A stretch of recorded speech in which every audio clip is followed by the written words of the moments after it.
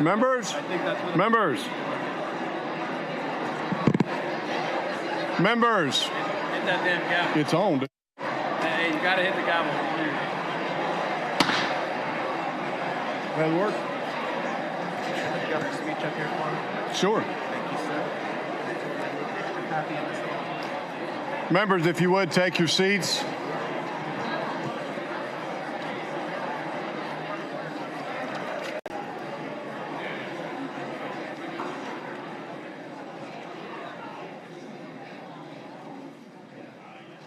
Members, if you would, take your seats.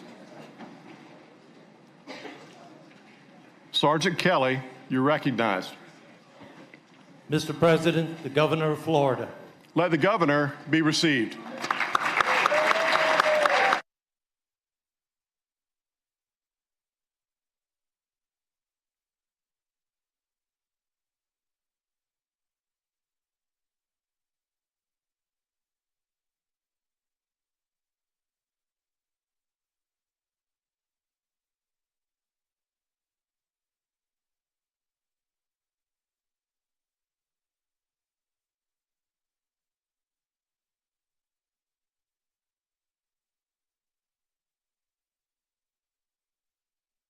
Members of the legislature, ladies and gentlemen, it is my privilege and honor to introduce to you the Governor of the state of Florida, Ron DeSantis.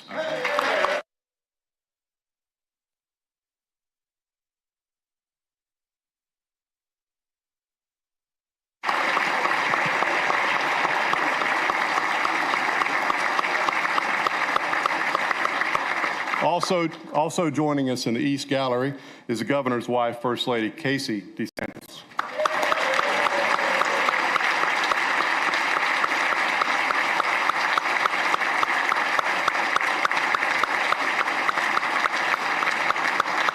Thank you. Members, family, friends, and guests, the Governor of the state of Florida. Okay. Well, thank you so much. Thank you, Mr. Speaker, Mr. President, members of the Cabinet and the legislature, and fellow citizens. Florida leads. We lead with purpose and conviction. We lead with determination and strength. We lead with faith, and we lead with hope. Anyone can hold the helm while the sea is calm. Leadership matters when it's hard. Florida is the leader among states because we lean into challenges, tackle the big issues, and deliver results for the people that we serve. Now, in these endeavors, we're mindful of the adage from an American philosopher, quote, "If you don't know where you're going, you might wind up someplace else." Now, Yogi Berra was right to articulate, as only he could, the need for clear direction. We are guided in our efforts by a strong commitment to the principles on which our country was founded and that have endured for centuries.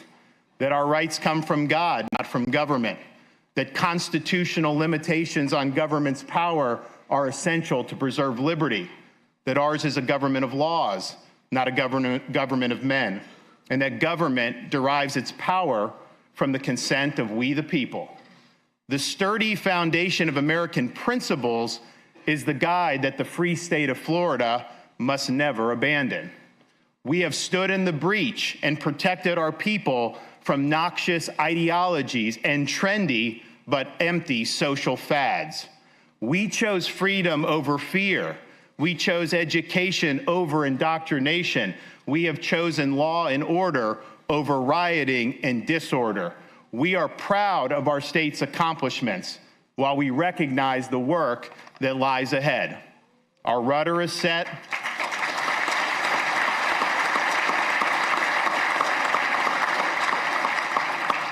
Our rudder is set. Our compass is in hand. True north is our destination. We can and we must continue to lead.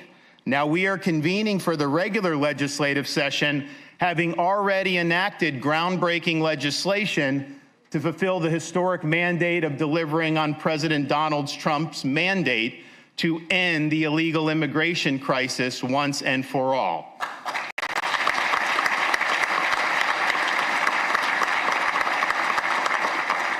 No state has done more, and no state did it sooner than we did in the free state of Florida.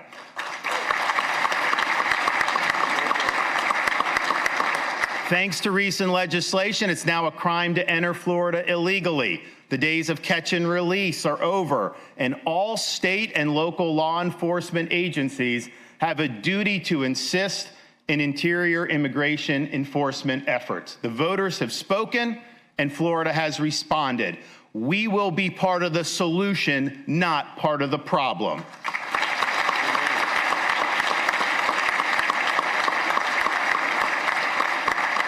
Now, joining us today are two great leaders in this effort, our newly minted immigration czar, Larry Keefe, and Brevard County Sheriff Wayne Ivey. Please wave to us. There's Wayne. There he is.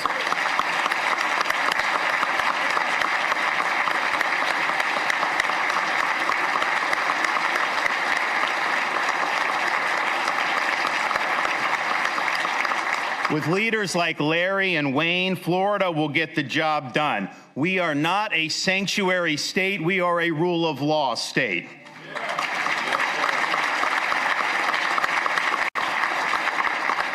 Now, Florida has also led the way in creating a strong economic environment. For the past 2 years, Florida's economy has ranked #1 in these United States. We rank #1 in entrepreneurship, #1 in new business formations, #1 in GDP growth amongst large states, and we have an unemployment rate that has been lower than the national average for more than 50 consecutive months straight.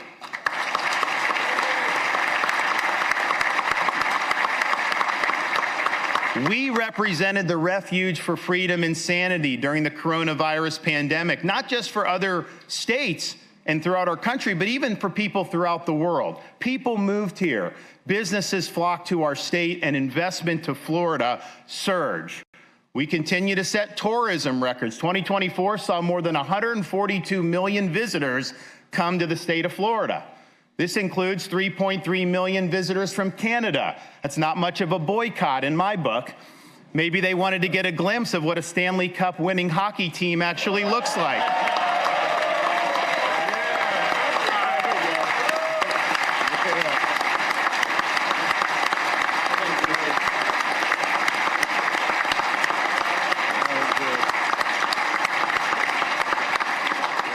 Now, the legislature in recent years has enacted historic reforms that have improved economic conditions and has addressed very difficult issues like insurance.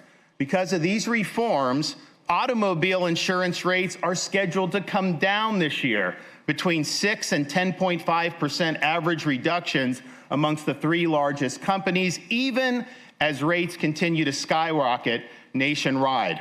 And our homeowners insurance market is seeing stability. 11 new companies have entered the market over the past year. 130,000 new private policies were put into effect in 2024. And last year, believe it or not, S&P Global rated Florida as having the lowest increases amongst all 50 states. We were also recently able to announce that in 2025, 73% of Citizens property insurance homeowners in Miami-Dade County are scheduled to receive a decrease on average of 6.3%. Now, the fact is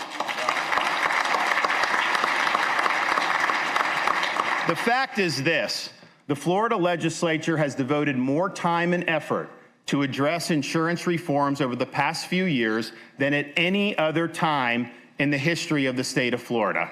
Those reductions in auto would not have happened without your reforms, and the stability that we saw in 2024 would not have happened without you taking action. And I hope that the legislature continues these efforts by providing funding for those on the My Safe Florida Home wait list. These are people that have been approved. These are folks that have already been approved. These grants have helped tens of thousands of Floridians harden their home, which has also in many instances led to rate relief. The program is a testament to the legislature's commitment to helping our homeowners. It has made a difference, and it can do so again.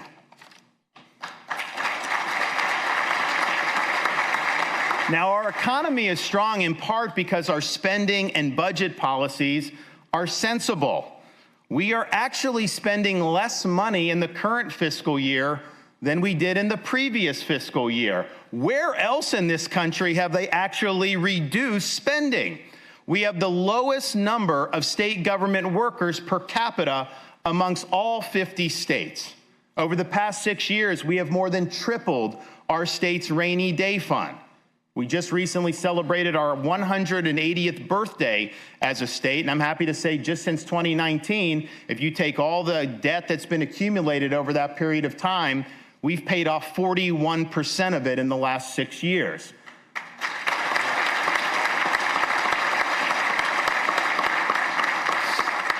Our state has among the lowest per capita state debts in all of the United States of America. The share of Florida's debt for each Florida citizen is about $660. The share of the national debt for each U.S. citizen is north of $100,000 per U.S. citizen. Can the congressman in Washington, D.C. please take a page out of Florida's fiscal playbook for a change?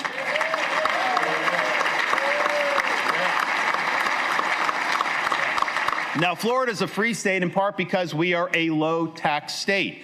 We have one of the top 5 tax environments in the nation, famously have no income tax, and we've enacted billions of dollars in tax relief over the past 6 years. We must continue to be a friend to the taxpayer.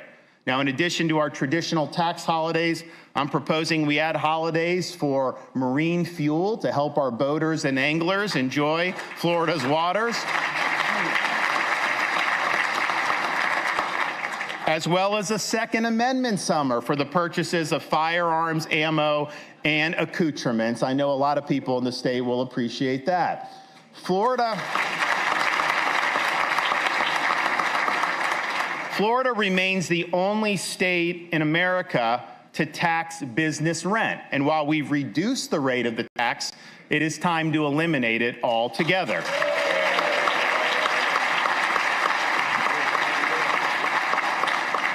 While Florida property values have surged in recent years, this has come at a cost to taxpayers squeezed by increasing local government property taxes.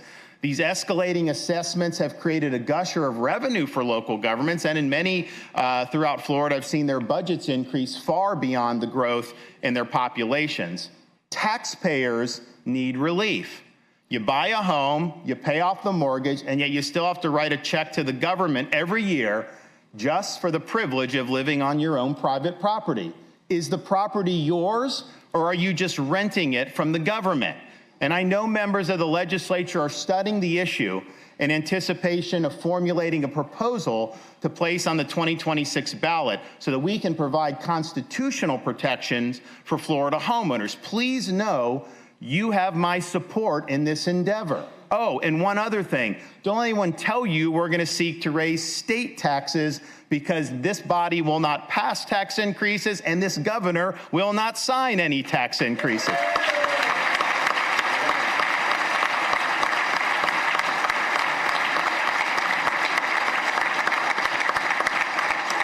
Florida is also led on the issue of education. We've been ranked #1 in America for the past 2 years. We are the top state in America for school choice, and our school choice program has changed lives.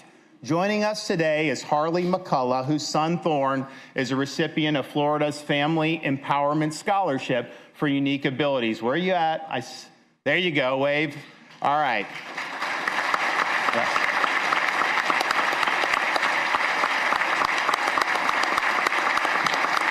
Now, her son Thorne attends the Jacksonville School for Autism simply because of the scholarship that has been enacted in the state of Florida. He can now pursue an education that fits his unique needs instead of being forced into a one-size-fits-all approach. And stories like Thorne are legion up and down the state of Florida. Our universal school choice program works. Families and students have benefited, and the academic bar has been raised throughout the state. It's a great testament to the members of the Florida legislature that we were the first state to enact such an ambitious and far-reaching choice program.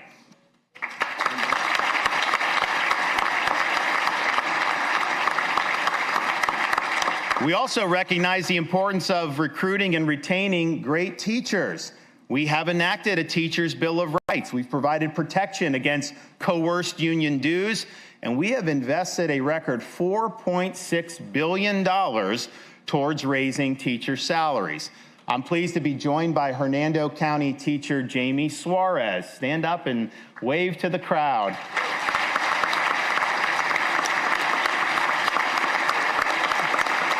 Jamie is the Florida Teacher of the Year for 2024.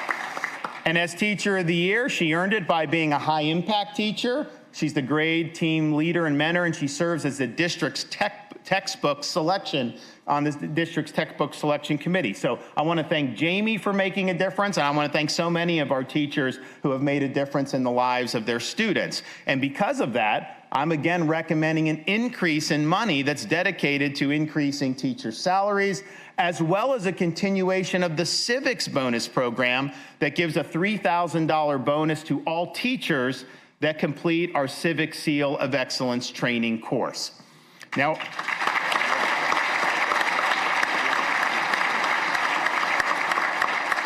Now, our universities have earned strong commendations, and we currently have 4 state universities ranked within the top 50 for public universities throughout the entire United States.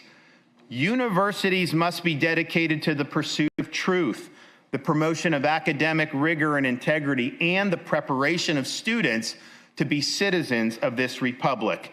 We led the way in Florida by being the first state to eliminate DEI from our higher education system. We continue to lead the way by holding the line on tuition. We have not allowed a tuition increase since I've become governor, and Florida has the lowest in-state tuition in the entire United States of America. Families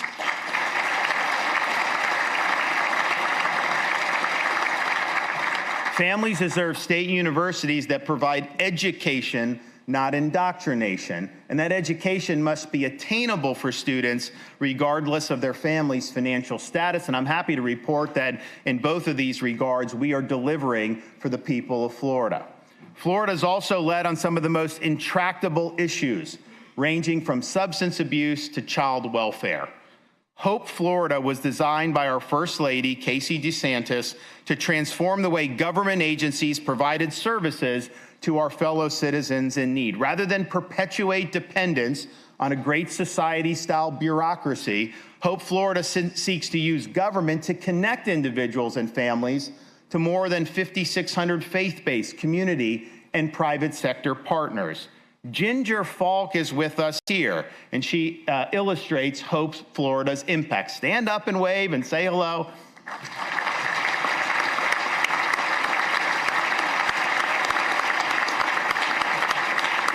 Now, Ginger was struggling to make ends meet, and her goal of becoming a physical therapist seemed like an elusive dream. Thanks to the help of a Hope Florida navigator, Ginger was connected to resources that helped her complete a physical therapy program. She's now a physical therapy assistant, and she's on her way to realizing her dreams. By the end of 2024, Florida has helped nearly 30,000 participants reduce or entirely eliminate their reliance on government assistance. This has provided them with a pathway to financial independence, and it has netted the taxpayers over $108 million in annual savings. In the aftermath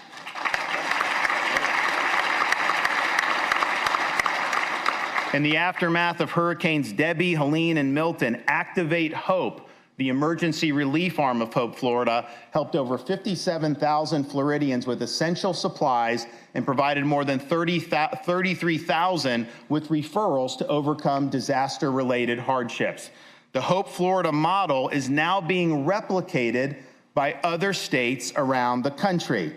Thank you to my wife, Casey, for her leadership and her ingenuity. Great job.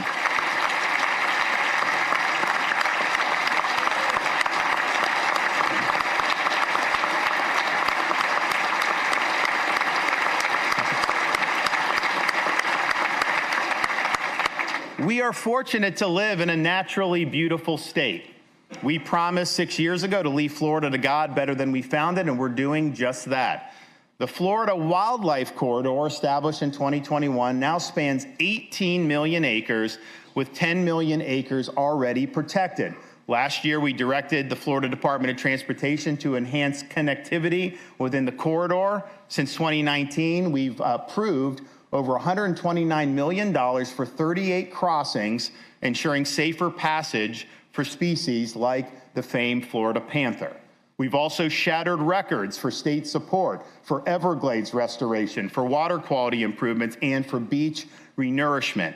While our efforts have been strong, the federal government has lagged in its responsibilities regarding Everglades restoration. But I'm happy to report that the Trump administration is receptive to block granting money to us so that we can complete these needed projects like the EAA reservoir ourselves. One thing I've learned, Florida time is a lot faster than Army Corps of Engineers time. Stand up for that. You're dead right. You're dead right.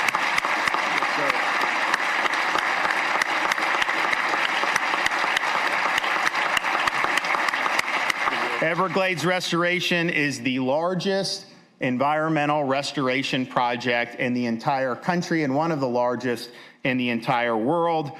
We are on the path. We're ahead of schedule from the state perspective, but we need to get this job done once and for all. And so we will be working with the Trump administration to bring that to fruition. Now, our Florida paradise was interrupted by a series of hurricanes over the past year.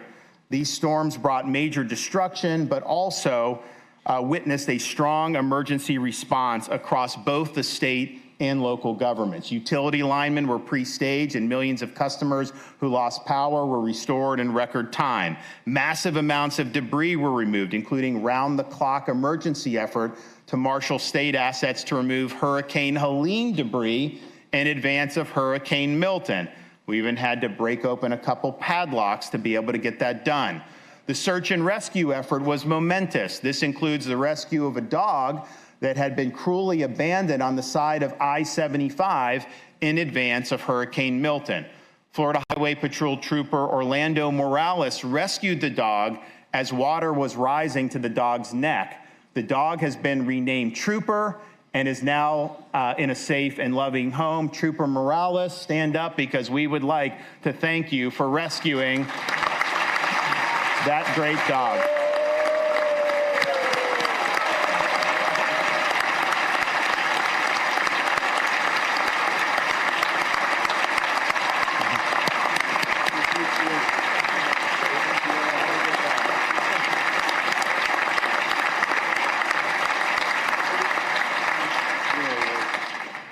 Now, at the state level, we have utilized all available levers, from the Florida Disaster Fund to our small business loan program, to help individuals get back on their feet after these flurry of hurricanes. We are joined by Cannon Gregg, the founder of Pelican Oyster Company. Stand up, my man. Where are you at? There you are.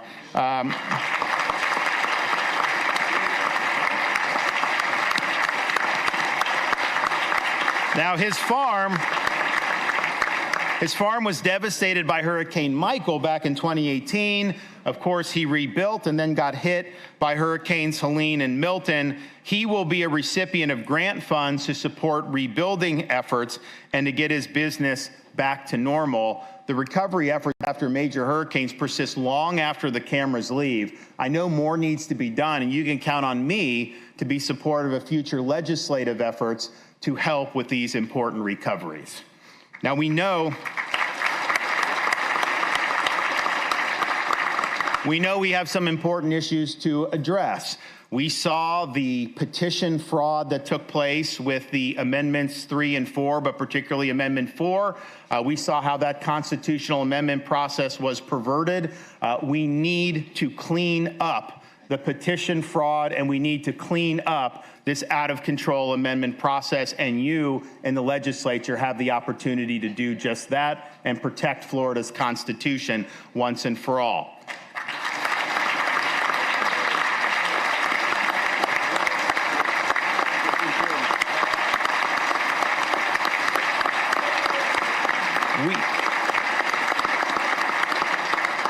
We've also had many discussions about condominium reform, and I know there was efforts to be made after the tragedy at Surfside in 2021. Those were all very well-intentioned efforts, and I think probably have done a lot of good, but in some instances, it's putting people in a very difficult financial pickle. I've been sounding this drum for many months. I have every bit of confidence that the legislature is going to fully address the needs of our Florida condo owners. We do not want to see anybody forced out of their condominium because of legislation. So let's get the job done for them.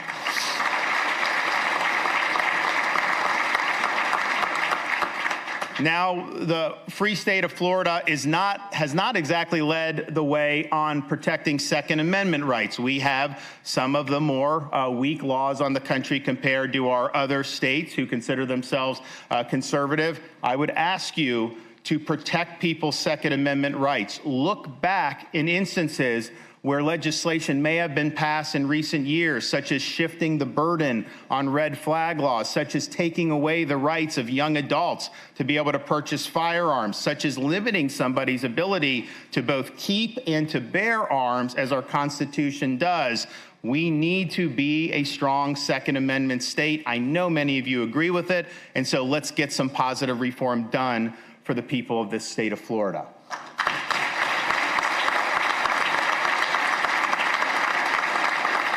Now, before I conclude, I'd be remiss if I didn't remind everybody of some of the accomplishments that together we have achieved over these past 6 years. We banned China from purchasing land in the state of Florida. We enacted a digital Bill of Rights. We protected Floridians against the imposition of a central bank digital currency.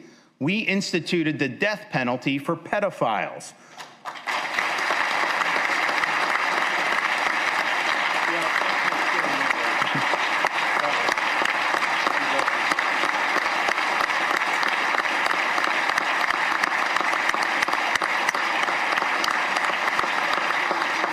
We created a program to accelerate the repayment of state debt, and we've saved hundreds of millions of dollars in interest costs as a result.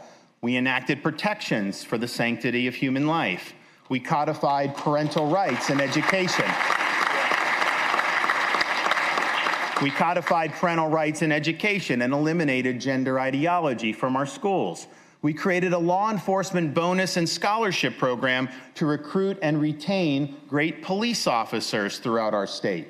We divested state holdings from Chinese banks and investment firms. We kneecapped so-called ESG in our pension fund, in the workplace, and in financial institutions, and as a result of that, we were leading the effort to kill ESG nationwide.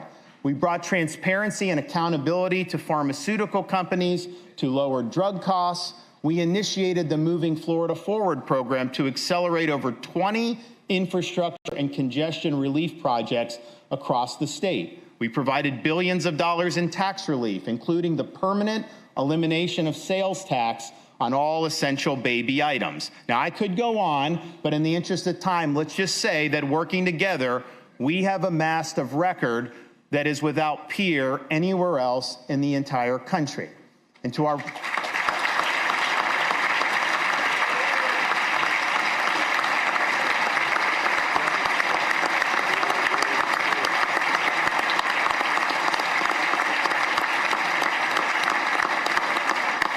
To our presiding officers, Speaker Perez and President Albritton, I look forward to working together to advance our shared goals. Now, Speaker Perez represents the busy, fast-paced, modern Miami, the gateway of the Americas, a unique place, not just in our state, but in our country.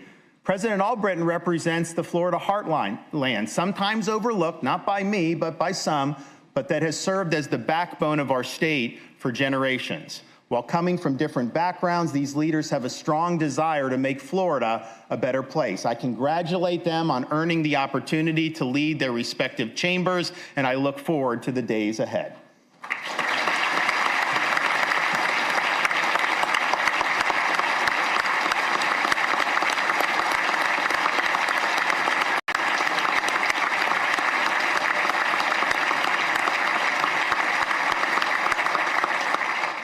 To our Chief Financial Officer, Jimmy Petronis, thank you for your service to our state.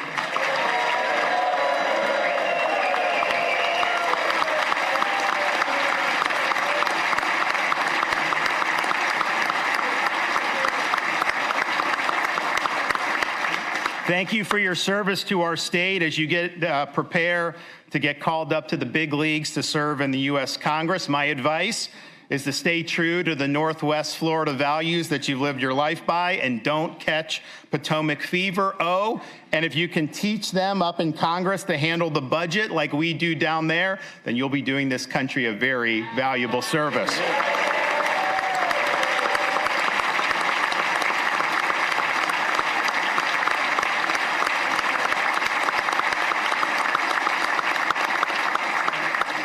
Commissioner Wilton Simpson, you'll soon be the most tenured member of the Florida cabinet. I will say your department has made significant improvements since you've taken over from your predecessor. You have stepped up.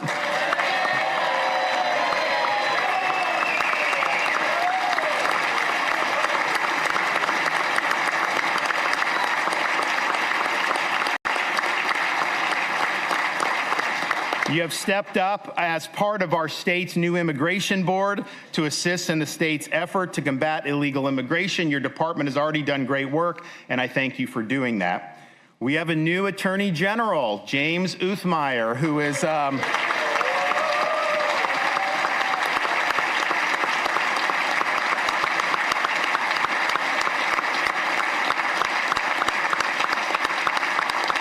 James has been instrumental in many of the successes that I've outlined today. I was happy to appoint him to be the state's top law enforcement officer, and man, is he already off to a very strong start. So we look forward to his work ahead. Now, to the members of the legislature, you're entrusted by your constituents to exercise sound judgment on their behalf. You have been more productive than any legislature in America over the past 6 years, and you should be proud of that work, and you should be proud of your willingness to serve. As Theodore Roosevelt famously said, it's not the critic who counts, not the man who points out how the strong man stumbles or where the doer of deeds could have done better. The credit belongs to the man who's actually in the arena, whose face is marred by dust and sweat and blood, who errs, who comes up short again and again because there's no effort without error and shortcoming, but who does actually strive to do the deeds, who knows great enthusiasms, the great devotions, who spends himself in a worthy cause, who at best knows in the end the triumph of high achievement, and who at worst, if he fails, at least fails while doing greatly, so that his place shall never be with those cold and timid souls who know neither victory nor defeat. My friends, we have great opportunities over the next 60 days. The people of Florida are watching. Let's work together to solidify our successes and address the challenges before us. Our voyage is not yet complete, but our goal is to one day say, in the words of Walt Whitman, oh Captain, our fearful trip is done. The ship has weathered every rack. The prize we sought is won. Good luck, and God bless you all. Thank you. Amen. Thank you. Thank you.